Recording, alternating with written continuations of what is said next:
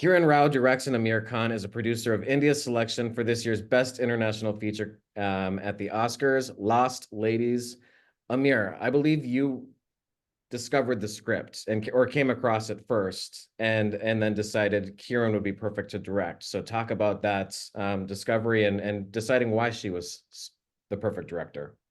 Well, I was a jury in a script competition back home in India, and one of the scripts I read was the script of Lost Ladies, and I just fell in love with it. It's such a beautiful story.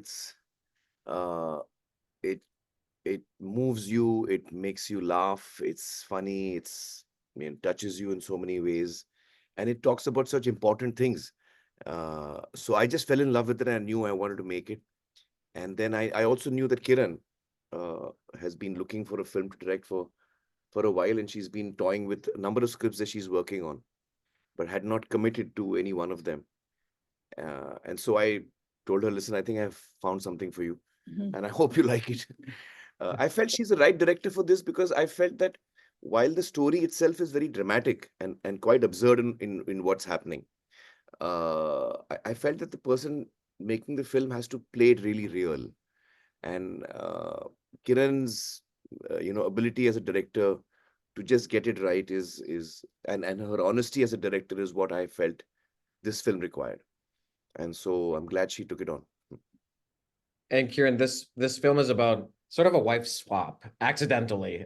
These women are wearing veils, they're newlyweds on the train, and they accidentally get switched and go to the wrong town. And talk about, as a director, what that was like to direct a comedy in this way. And is that a different kind of or bigger challenge than something that's more dramatic?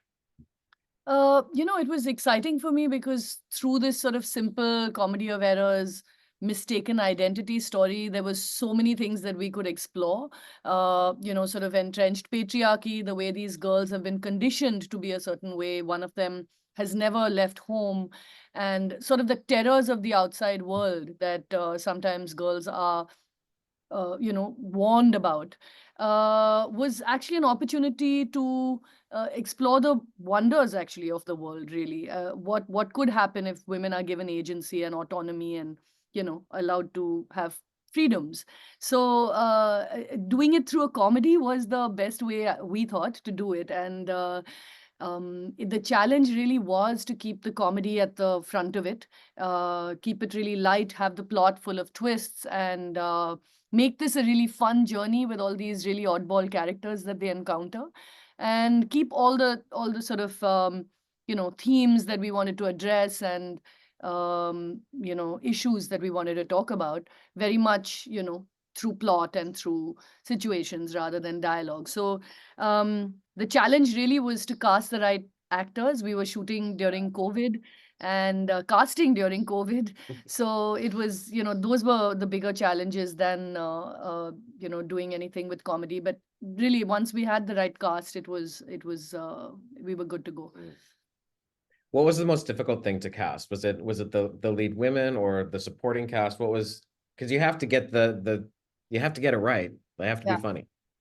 Yeah, so once actually I had the freedom, Aamir, as a producer, actually really supported the idea that we didn't need stars.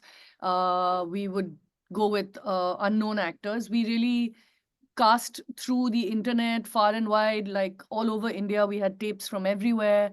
And the trick was, of course, the two lead girls needed to be roughly the same height and build so that they could, it would be imaginable that someone would go home with the wrong woman, and and the men equally so. They had to be roughly the same height and build. Other than the two physical kind of requirements, the one of the lead girls doesn't speak for the first almost 10 minutes of the film. So it was really important that she just absolutely looked the part, and her face and eyes and essentially expressions did the work. So casting that was actually very tricky because we needed someone with that innocence, with a sense of vulnerability, and but still this questioning mind that she has. She's a really, she's a young person who's curious but has been told that this is how good girls are. So casting the two girls was actually one of the trickiest things to do. And in fact, among the two men, the antagonist husband actually there was someone else cast, but because of COVID, this actor who's playing the part was cast, literally 2 days before, or one day before we shot. Yeah. I mean, you do poke fun at some cultural things, and I'm wondering, like, how far do you know, like, how to push the envelope? Like, how far do you want to seep into that? I mean, there's one scene where she wants to take her picture in her veil, like, so people can find out who she is, and he's like, "This is a camera, it's not an X-ray machine." I mean, come on. So, like, how far do you want to push those buttons, and are you worried about offending people? Because India is a very diverse place. Well, we were conscious when we were using the veil that it could be taken either way. And for us, it was really important to look at it almost as a tool of both revealing and concealing, because one of the characters uses it to her advantage, like you said in that scene. She doesn't want to be discovered, and the other kind of it's an impediment, it's a constraint, and she gets lost because of it. So we knew that that humor really would help us get through things that could be sticky. I feel humor as again as a tool is very disarming. It kind of makes you very open to new ideas. While you're laughing, while everyone's laughing, you can slowly slide the knife in. And that actually is the power, I feel, of comedy.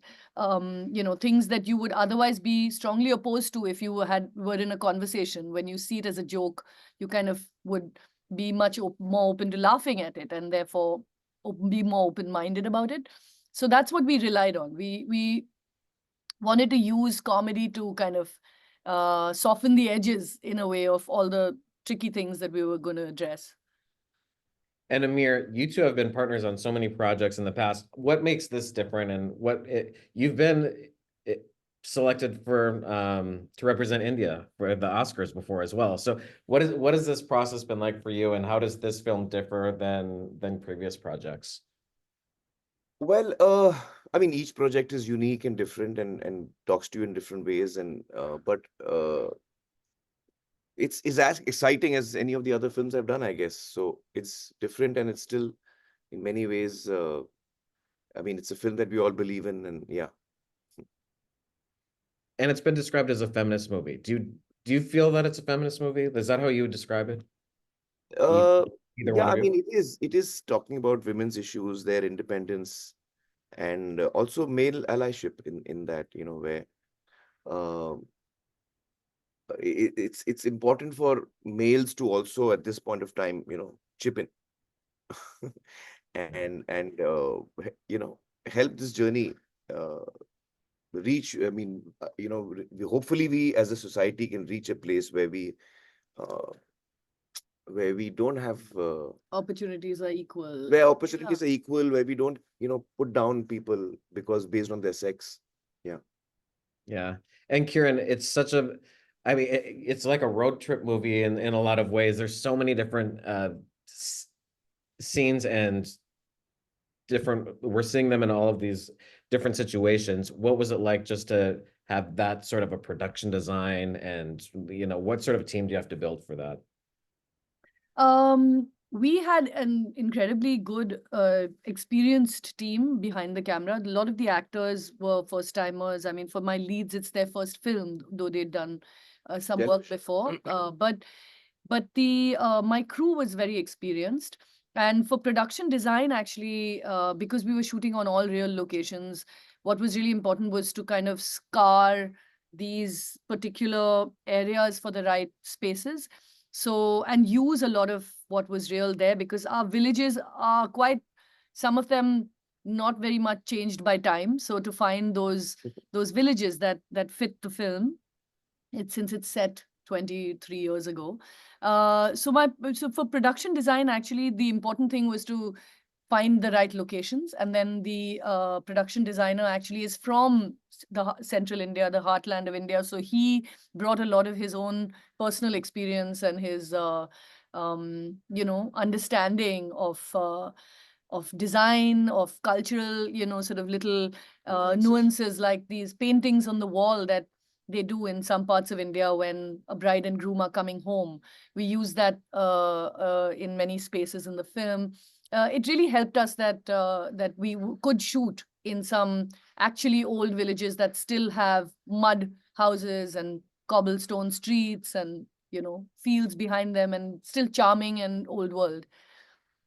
Yeah, it's stunning to watch. I mean, it's visually beautiful, and it's so funny and heartwarming. And Kiran and Aamir, congratulations on a wonderful movie, and again being selected for India's choice at the 2025 Oscars. And good luck with everything. Thanks for chatting with Gold Derby. Thank you.